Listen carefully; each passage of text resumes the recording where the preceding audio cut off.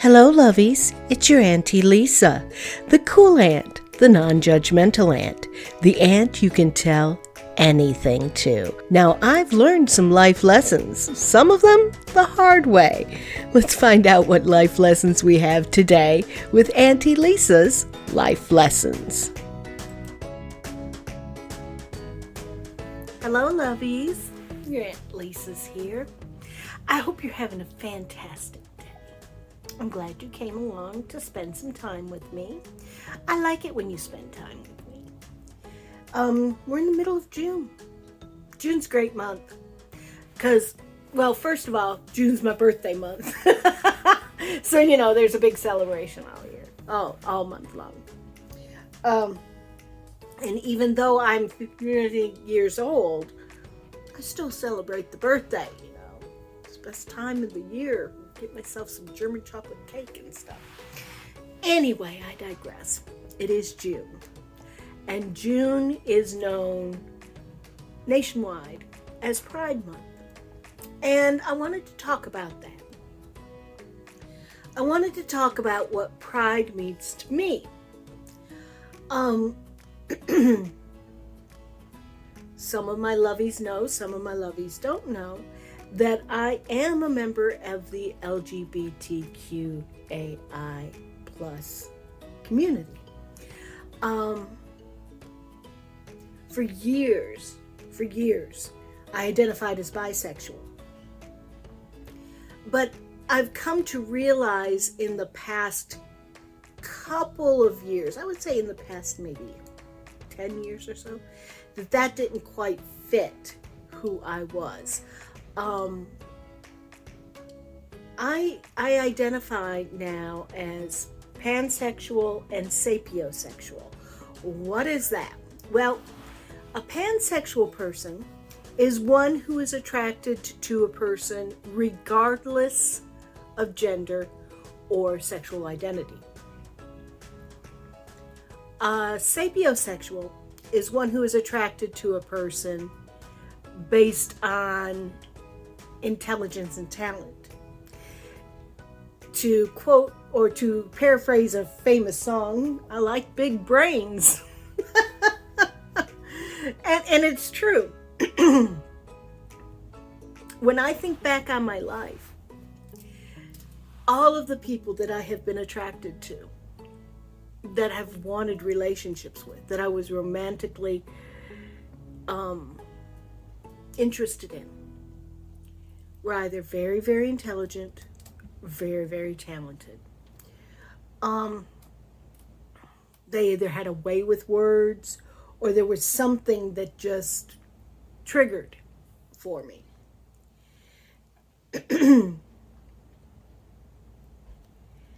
And it's important to note that these people transcended gender and sexual identity. I've had relationships with women, I've had relationships with men, I've had relationships with trans masc, and I've had relationships with trans femmes. So, everything. I've had relationships with non-binary. I've had relationships with people who are ace, which means asexual, in case you don't know that, lovies. So, the entire realm of the spectrum is not a stranger to me. And I'm sitting here thinking back on my past relationships, on the people with whom I've fallen in love, the people with whom I wanted that connection. And it's interesting to note just how all of them had something in common, and that something in common was that I found them either extremely talented or extremely intelligent, or they had a way with words. One person I was in a relationship got me because they could speak they couldn't speak Middle English. Let me rephrase that. they could recite Chaucer. Okay, anybody who can recite Chaucer is going to get my interest, and that's that person. But what does pride mean to me as a member of the community? It means no fear. It means the ability to love who you love openly without fear of retribution just for being in love. It means embracing one's true self. It means protecting those who are in the marginalized communities. It means loving people for exactly who they are, regardless of how they look, regardless of what they identify as, but loving them. Your Auntie Lisa has said before that she is only intolerant of one thing in life, and that's intolerance. So when my lovies, and some of my lovies have said this, have said things like, well, why don't we have a straight Pride Month? It's time to have a serious talking to those lovies. We don't have a straight Pride Month because every day of the flipping year is a straight Pride Day. Every time a engagement between a man and a woman is announced and all that flaw happens, or a wedding happens, or somebody celebrates the fact that they're pregnant or whatever, and they got pregnant in conventional ways. That's all the celebration of the straight identity and the straight lifestyle. So constant celebration. I won't go into the history so much of Pride, but it goes back to Stonewall, which was huge. And, you know, they got tired of being pushed around. I'm old enough to remember and to have lived through a time when if you were gay, bisexual, queer, lesbian, gender nonconforming, any of that was grounds for you being fired from your job.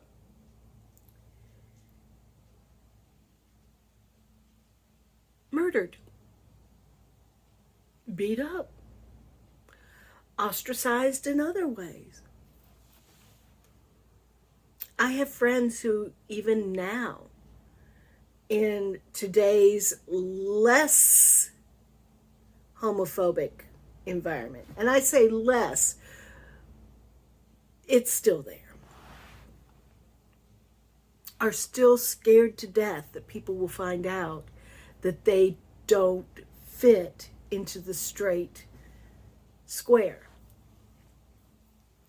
They're so afraid that if they're found out, they'll be fired, or they'll lose their friends or their family. And that's terrible.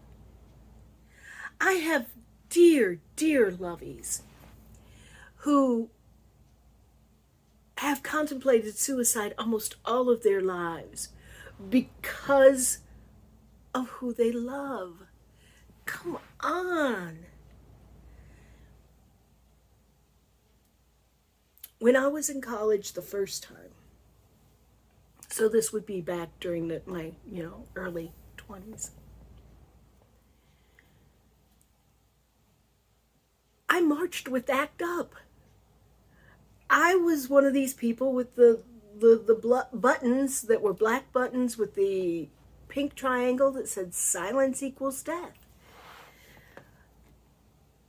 I've been fighting this fight for a long time. Then there was Matthew Shepard, who was brutally murdered just because he was gay. There are people who were assigned female at birth that are trying to transition to masc, who have been brutalized. And the same thing in the reverse. Those who are assigned male to birth but are trans femmes or trans women.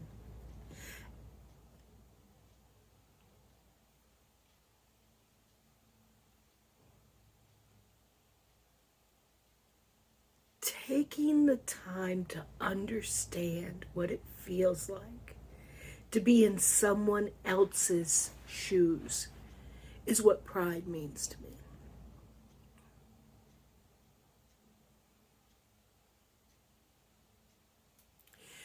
Do you really know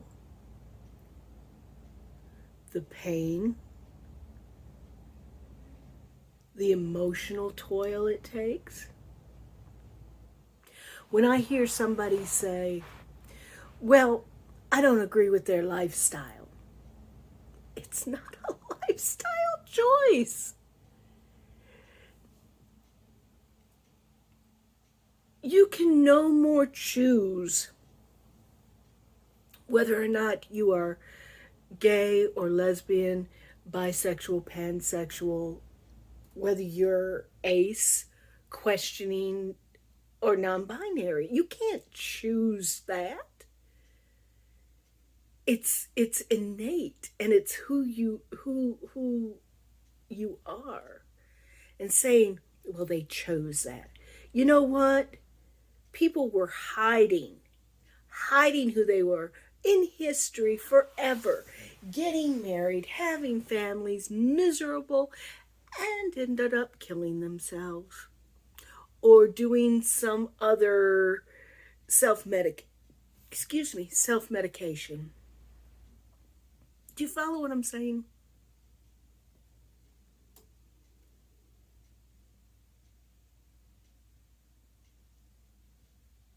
I will always fight this fight.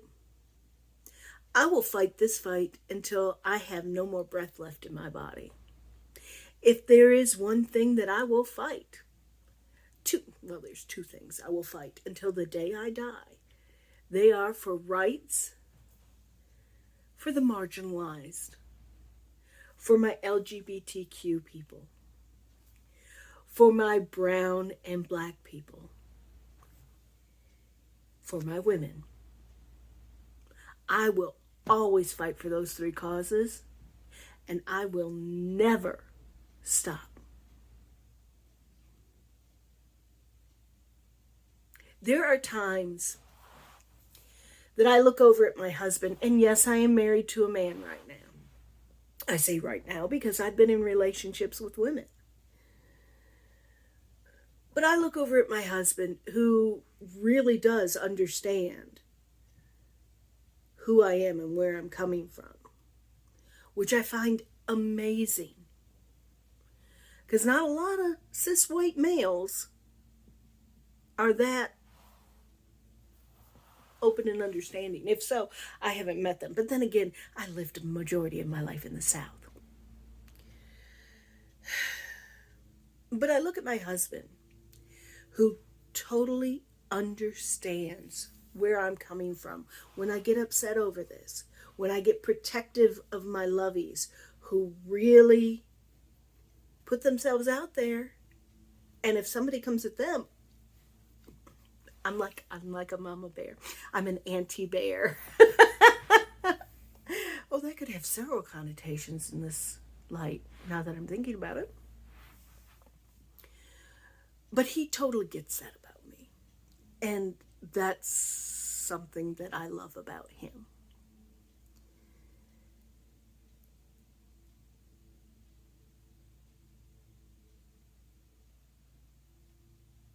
love is love. Who you love is entirely up to how you are. And I am with you and support you through it all. If you were to call me today and say, Auntie Lisa, we need to talk, I would first say, do we need Diet Coke or do we need wine?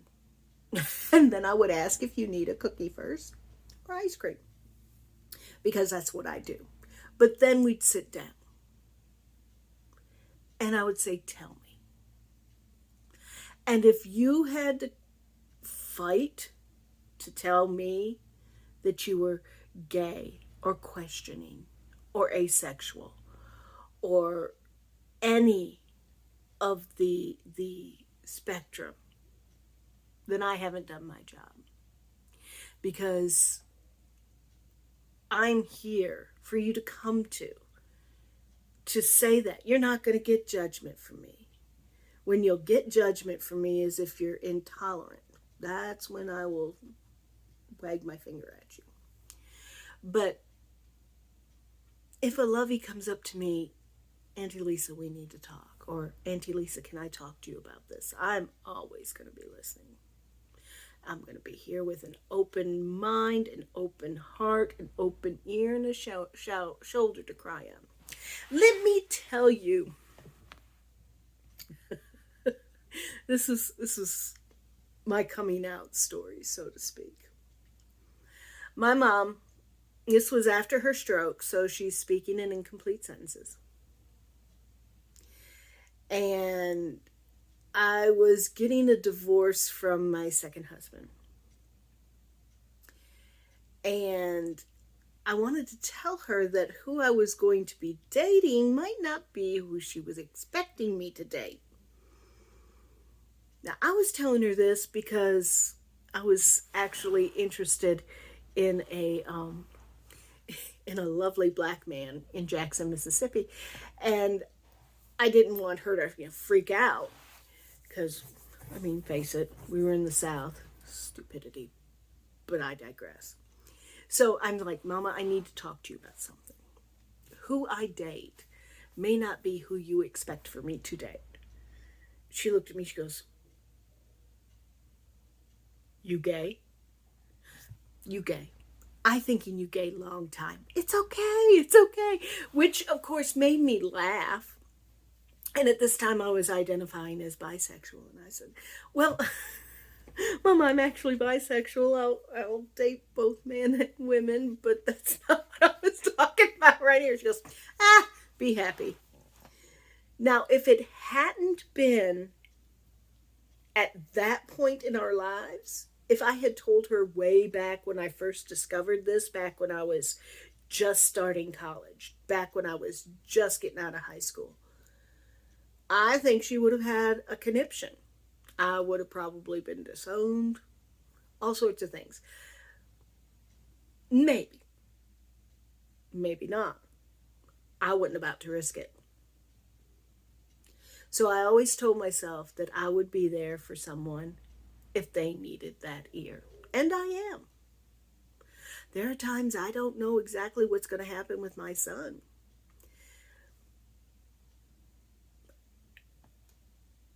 He has no interest in sex of any kind right now. Of course, he's autistic and he doesn't think in those terms. He may end up being asexual.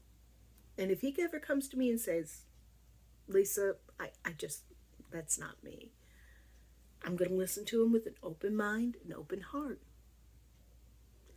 If he comes up to me and says, Lisa, I've met somebody and he's great, I'm going to listen to him with an open mind, open heart. If he comes up to me and says, Lisa, I met a girl, I'm going to be right there with him. Because that's what it is. It's love is love. Regardless. Regardless.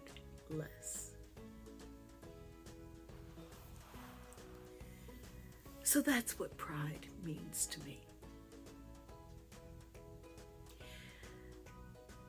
Not a whole heck of a lot more to say about it. I mean, I could get into some gory details with y'all about my past relationships, but I don't think you want that right now. Yeah, nobody wants that. So I'm going to leave you with this, our mantra. Be bold, be brave, be unstoppable. And remember, I love you just the way you are. Until next time.